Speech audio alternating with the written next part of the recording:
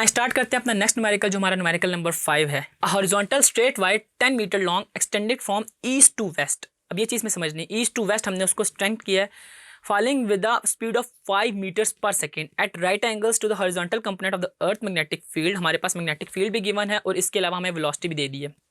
What is the instantaneous value of the EMF induced in the wire, यानी कि इसमें आपसे वो मोशनल ईएमएफ की वैल्यू पूछ रहा है।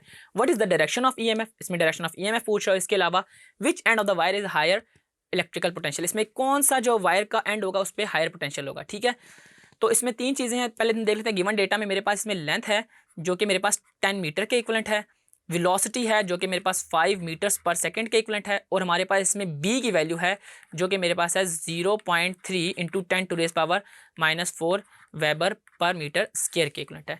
और इसके ज़रिए हम इसकी इंड्यूस्ड ईएमएफ फाइंड कर लेंगे। जो मोशनल ईएमएफ हमने फाइंड की थी, हमने उसका फार्मूला देखा था, ई जो था वो किसके इक्वल था, v, b और l के। हम इन तीनों चीज़ों को आपस में मल्टीप्लाई कर देंगे। v है मेरे पास 5, b है मेरे पास 0.3 इंटू 10⁻⁻⁴ और l है मेरे पास 10।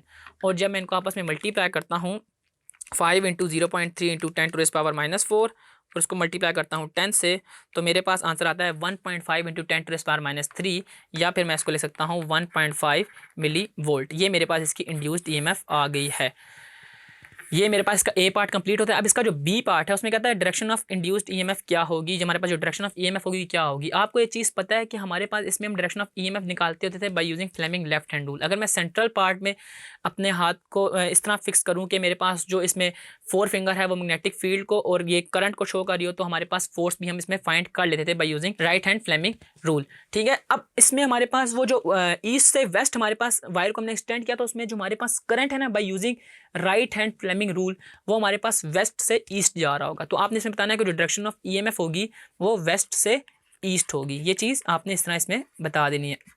और इसका जो सी पार्ट है जिसमें वो कह रहा है which end of the wire is at higher potential, इसमें कौन सा जो पोटेंशियल है वो हायर होगा, किस पॉइंट पे।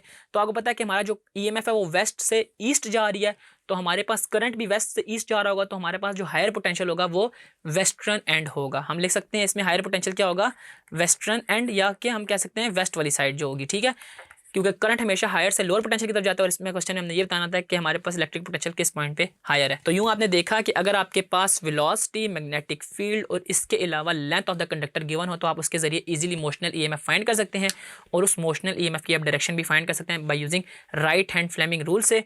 और आप उसके ज़रिए इसमें तीसरी चीज़ ये फाइंड कर सकते हैं कि हमारे पास कौन सा एंड जो था वो हायर पोटेंशियल पे था।